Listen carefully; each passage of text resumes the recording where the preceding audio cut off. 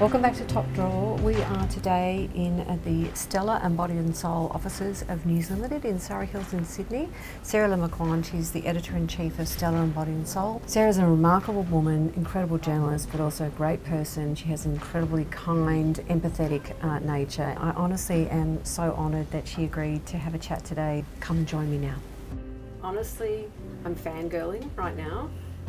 This was a dream for me to be able to talk to you and get a little bit of insight into your work life and your routines. So thank you so much for sharing Top Drawer with us. Oh, Jen, it's a pleasure. I mean, I'm fangirling back at you, and I just hope I don't disappoint you, because the reality is very messy. No. You are the Editor-in-Chief of not just one, but two weekly magazines, Stella and Body and Soul, in the highest circulating newspapers across the country in News Limited. I mean, goodness me, what a job. You must love it. I do love it. I'm very lucky. I truly have the best team in the country, and I mean that, and I could not do it without them. So, as you say, two magazines. I mean, why just settle for one? Well, why not? We've got a website in there too, bodyandsoul.com.au, so 3 titles for the price of one. Wow. So it's a little crazy, and we produce 96 covers a year.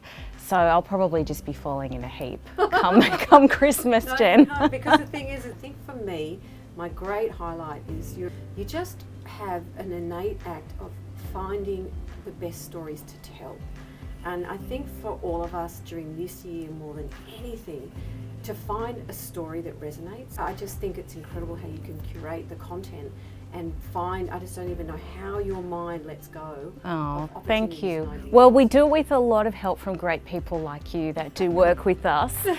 So we're certainly not in a vacuum, but thank you, I really appreciate that. And I mean, probably what you say actually does correlate with the brief I was given 4 years ago to launch Stella, which was really what I heard anyway. I don't know if that's what management told me, but what I heard was that the beauty of a magazine with the news substance and exclusive news sense of a newspaper. So that's very much what we've tried to bring into Stella and now into Body and Soul as well. Congratulations, and I will attest that you have an incredible team. Yes, absolutely, yeah. Top of their game, but wonderful. So true, Jen. So, what was the first thing you did today? I woke up and I tried to remember what day it was. Remembered it was a weekday and reached out for the phone, checked my email. Okay. What time did you send your first email or text? It would have gone by 6:30.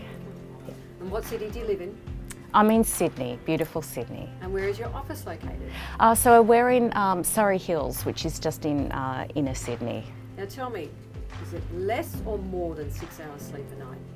Look, I try to be utopian in my goals. I aim for 7 to 8. The reality is closer to 6. I've got to do breakfast TV tomorrow, for instance, so probably 5 hours on a bad day. Probably evens out about 6. Now tell me, are you a tea or a coffee girl? Coffee all the way. I couldn't live without coffee. Still or sparkling? Sparkling, and I also think it should be served in a nice glass. Wow, that is so civilised. It is wonderful. Very impressed, and no plastic inside. Yes, environmentally responsible too. Now, what's your go-to office outfit? Well, that is a great question. I only really have one dress code, so I don't do casual. I don't own jeans, for instance. The last pair of jeans I bought was in 2003 when I was going overseas. I wear the same sorts of clothes all the time, but having said that, definitely in the last few months, the whole style has relaxed a lot. So it's been lots of kind of long, flowy dresses, but it's the same whether I'm here in the office or whether I'm working at home. Really? Yes. Oh, wow, that's impressive. When it's, like my son's football game on the weekend, it's like sort of a satin slip dress that I might wear to work, but instead of a blazer, I'll wear it with, like a sweater or something. So that's my idea of casual. So I guess the next question of whether it's heels or flats, it would be predominantly... Well, sneakers, of course. See, do you like my nice subtle heels today? Heels all the time. So the sneakers possibly sparkling as well? Yes, I do actually have a pair of sneakers, but they're very much for show. Okay, fantastic. Now tell me, what perfume are you wearing? I wear Christian Dior fragrance. It's quite rare. It's an offshoot of J'adore. It's called Law. It's the only fragrance that I wear. I've worn it since my youngest son was born in 2009. I love that. And I love it and reminds me of that time. That's nice. I love that. Very sweet. What's the most important thing that you can't live without each day? Oh, I, on the work front, I think inspiration. I know that sounds glib, but and inspiration comes in many forms. Without it, I can't function. And I think as a human being, just a hug from my two boys, my sons. I'm the mother of a son, so I know that hug You know very it, well. It's yeah, beautiful. yeah. What's the most used item in your top drawer or on your desk? Post-it notes.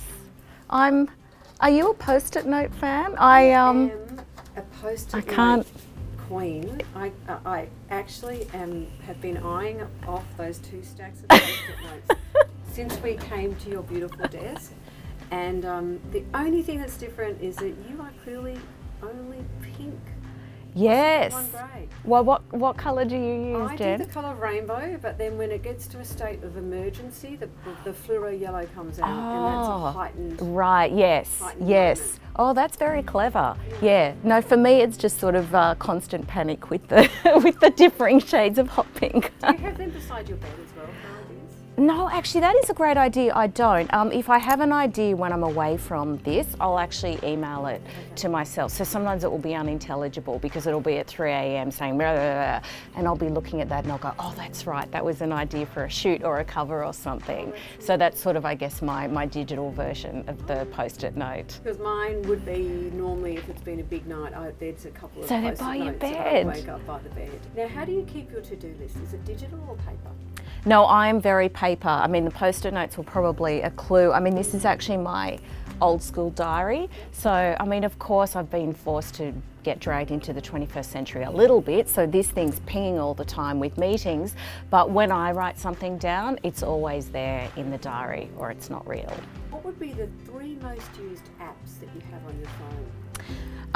So I have a lot of newspaper apps on my phone. So I read at least 2 newspapers a day, and I subscribe so I can, if I'm not reading the hard copy, which obviously I often do, I'll read them there. I'd like to say Netflix, and I get to watch, you know, Netflix, Stan, Apple TV. I've got all of those there.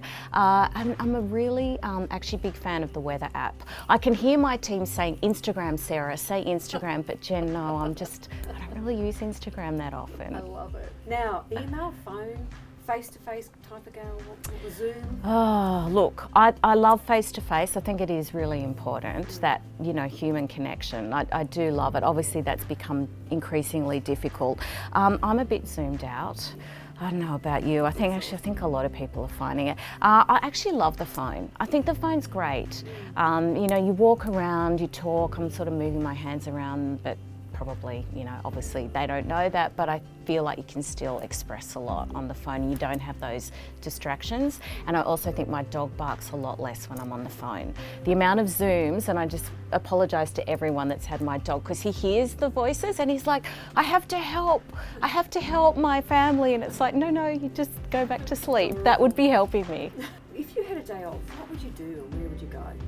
Oh, that's a good question. I mean, pre-COVID, ironically, I would have said a day at home would just be the best thing. You know, a day where you don't leave the house, so rare, just such a precious jewel. But of course, you know, especially, you know, obviously all my friends and family and colleagues in Melbourne right now, they would be saying, well, that's, you know, equivalent to the worst day. So I suppose in honour to them and in honour to all of us, I would say, yeah, I'd get out now, like probably getting some friends together and having lunch. But it's interesting, it's the simple things that we've learnt this year as well, right? It's not as complicated, the notion of something that would be pleasurable. Exactly, that's right. Yeah, we've learnt a newfound gratitude for it, I think. The things that we took for granted and that seemed like a bit of a chore, now all of a sudden we're saying, I just can't wait till I get back to that. And that's a good thing, isn't it? Absolutely. Now, what would be your biggest tip, Sarah, on staying on top of things, if you could give that insight to Other people trying to do your job? Look, first of all, I have to admit, I definitely don't stay on top of things. I'll be watching your series to get the lessons from people that do. But I think talking about the to-do list, and it's funny, Jen, when you were talking about when things go to the fluoro yellow, I do think like a triage system is really helpful.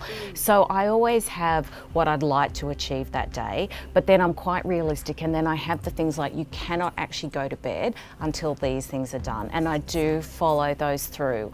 And I think that while it might not mean that everything gets done, because it definitely doesn't, I think it tries to preempt things falling into complete disaster. And let's face it, as you said, it's really three titles when you think of website as well. Yes. It's impossible to actually have an empty in tray. It's never going to happen, exactly. Right. So I just have to be realistic of what I can get.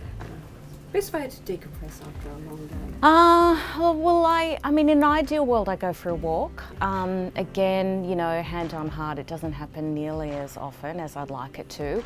I mentioned, you know, those apps, Netflix. I've been watching a little bit of old TV during this time. And by old, I don't mean like sort of vintage. I mean, you know, rewatching Gossip Girl, rewatching Desperate Housewives. And in fact, I've got a friend who works in the field of psychology, and she was saying that's quite common right now, that nostalgia factor, because you're sort of reaching out to a point in your life where things were a bit less complicated. Yeah, positive times. Yeah, and so it's good to know there's a reason behind that.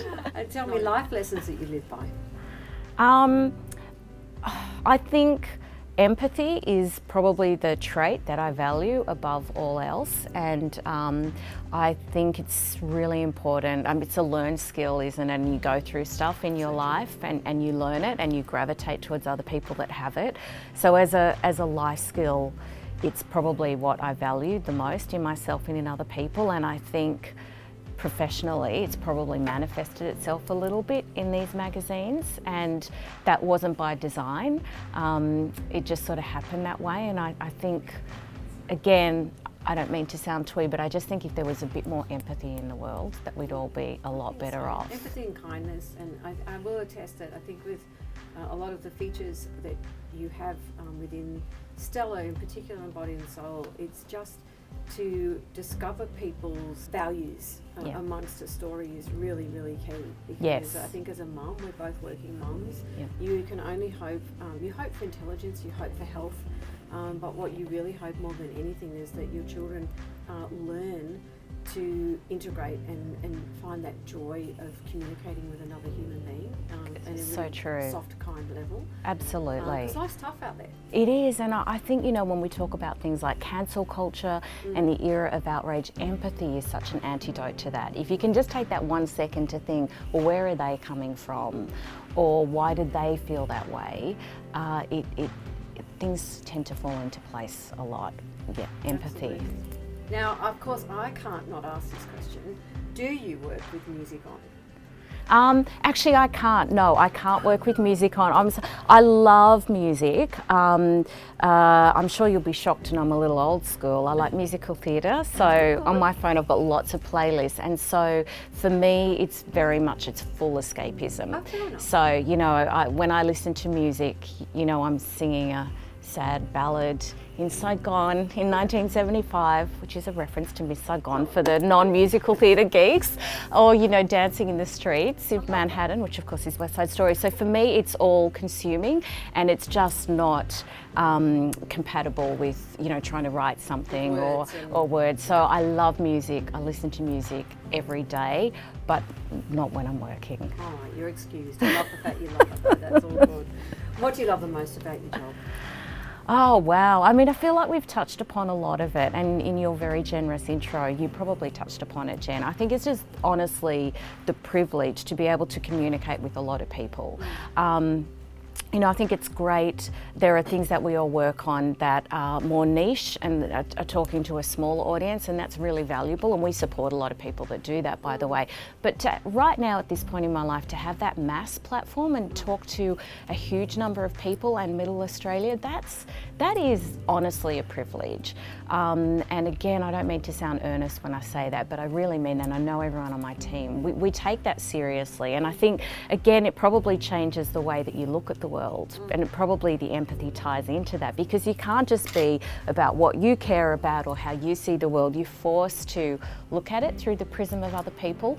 So I think that's probably what I love, and I just love waking up on Sunday and seeing the conversations that we've started and how we've set the agenda.